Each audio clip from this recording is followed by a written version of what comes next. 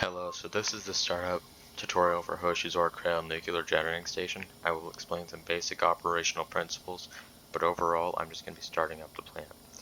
First, we're going to start on the electrical side of the plant. This is a non-primary part of the plant and does not control any radiation sections, however it does have radiation panels. This connects you to the startup grid, or external power. If you do not have this available, which you probably won't, then you should start your diesel generators by enabling and starting them. For all intents and purposes, you really only need one. Then you'll connect your battery to bus A. Now we're going to move to ECCS makeup in this general makeup water panel overall. We don't need ECCS makeup from pure condensate on, as,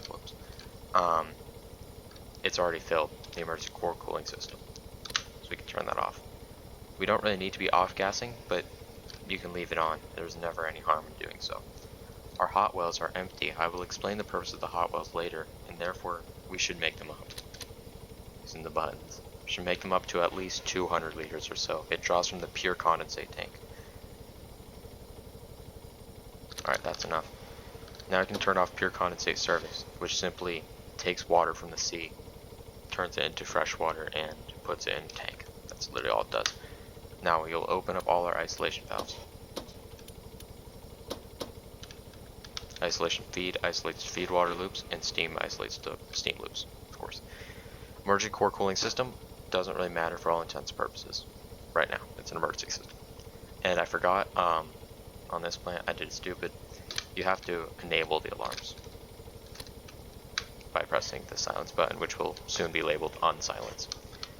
Now, you will open up your main steam isolation valve labeled MSIV A/B. This is your indicator light. If this button is on and this light is off, you know the valve is closed for whatever reason that may be.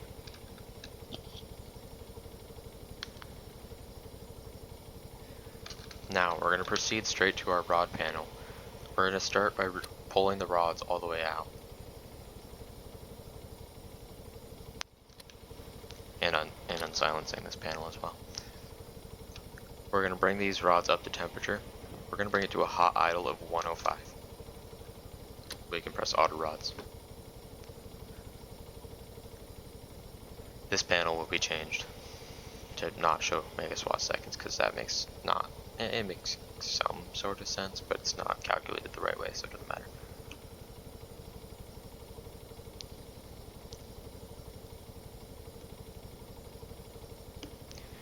In the meantime though, thermal power, kilowatts. This has a maximum rated thermal power of 3,500.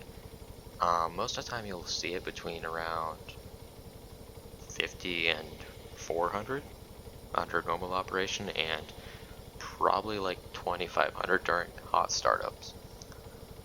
As you can see, this is our radiation containment. This is actually a radiation and reactor pressure vessel, really. If it's greater than 40, you have a really low reactor period, meaning your reactor is very volatile. It's going to respond very fast. It's going to do a lot of things that you may not want. Now that we're approaching 90 degrees Celsius, we're going to step up to 150. At this point, the reactor will trip if you do not have bus A powered. Currently, bus A is powered by battery, which is powered by the diesel generator at the moment. We have plenty of fuel currently. Bus A can also be supplied by your turbines or your startup grid. We do actually have grid startup power today, but we're not going to use it. As you can see, our thermal power is increasing. I have the power selling out on enabled, henceforth you'll see a little bit of pop-ups in the corner. Now that we're at 150, we're just going to turn on auto rod pressure regulation. This tries to hold 7-ish atmospheres, 7 to 9 to be specific. We'll unsilence this. This is our wet well panel, and I'll explain later. Feed water time. I'm going to open this and open this. These are not going to cavitate because we made up the hot wells. The feed waters dry. The feed waters take water from the hot well, and we don't want to exhaust our hot well immediately, so I'm going to close off feed water too.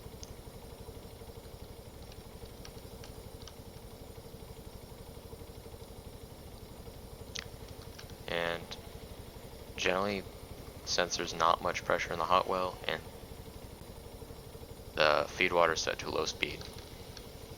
There's not much flow, 1.5 liters per second. Our reactor pressure is increasing, so we can start to open up our turbines. We can just max out the intakes all the way. For all intents and purposes, we do not have an AC grid. We don't even have to match a voltage or current. Well, of course you don't have to match current, but you don't have to match a voltage or a frequency. Therefore, you can just connect the turbines any way you want. It's effectively a DC grid. This is your steam line pressure. Our load is disconnected, henceforth we have a load disconnect light. Considering that we have turbine power available, we're going to do turbine to plant. We're going to connect turb 1, 2, 3 gen. Now we can and should disconnect bus A. We can turn off our generator now. We can also start our condenser coolant pumps. This will prevent our condensers from overheating, though they probably won't anyways. It's pretty hard to overheat them. We can also start up feed water 2 as we have a net positive in our hot well, as shown by this gauge here. For now we can open up turbine 4 through 6, which is powering bus B. We'll see this distinct loss of steam line pressure for a second. We can connect bus B. Turbine 4 through 6 generation. Connect bus B. Now, feed water 3 is powered. We can unsilence this. And since there's no lights flashing, and if light starts flashing, we want to know, we can unsilence this as well. We can unsilence our condenser coolant. And enable all of the B pumps. B1, B2, B3. Now, your reactor is started. You can connect it to the grid. That's all you had to do. And as you can see, when I type in power, we are selling power. That is how to start the plant.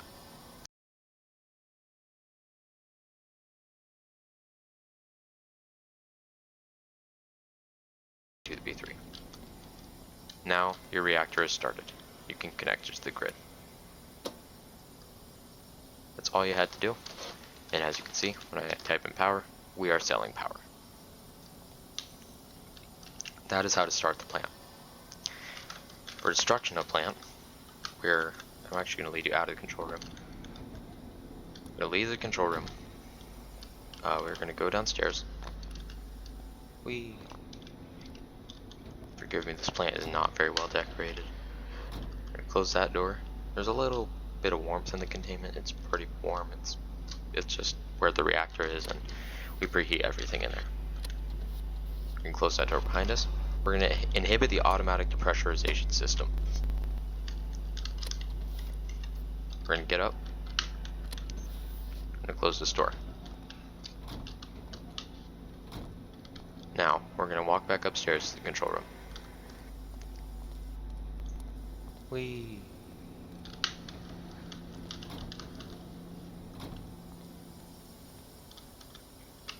Now, this doesn't mean our reactor is instantly going to explode. Reactors don't work like that. Nuclear fuel is not nuclear bomb fuel. It's not enriched enough for that, even in storm arcs, to create a large explosion. If we want to actually I have to do this first. We want to disable the automatic scram system. The automatic scram system will shut down the reactor, and generally, if any emergent condition is present, that makes the reactor unsafe to operate. The code to bypass is 4132, and you can see the scram bypass light illuminate. Now you can enable a new temperature manually. Auto rod pressure regulation off, and this will set this reactor to 300 degrees, and it'll climb up to there, and you can see the control rods are fully pulled. Or we could just turn off auto rods. Either works. Once we see a high thermal power, there's going to be an alarm. We're actually going to set straight for 800 Celsius. This is going to build the highest amount of pressure.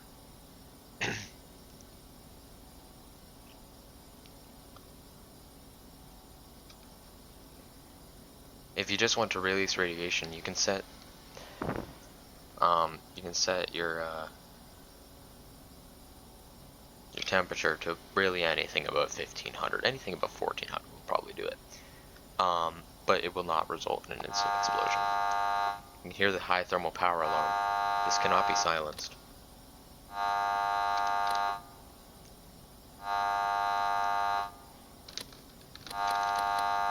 It's an unsilenceable alarm.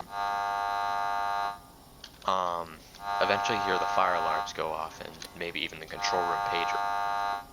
The fire alarms go off because the reactor containment building gets really, really hot. On the order of, I think, 150 degrees. Now, as you can see, we're building up pressure very fast. I'm going to go silence the fire alarms because its purposes are really annoying.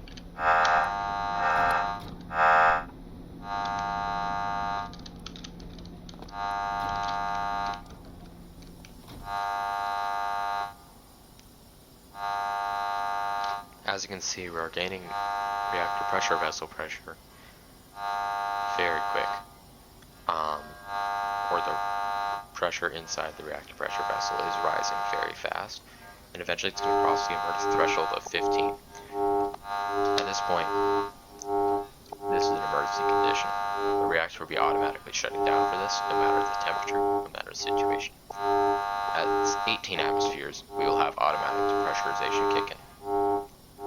I'm now going to raise the temperature to the highest possible, which is infinity. I'm actually just going to pull the rods manually. It's easier.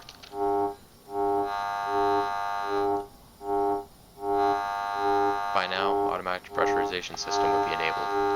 However, it does not work. We can slow down the pressure rise using the relief reactor to suppression, and that works quite well, but it doesn't reduce pressure that fast, especially at such high temperatures.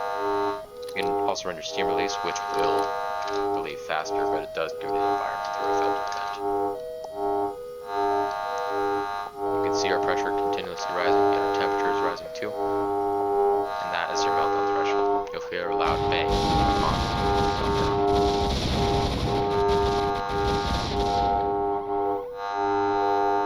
That doesn't matter as much now anymore, as the reactor is about to explode.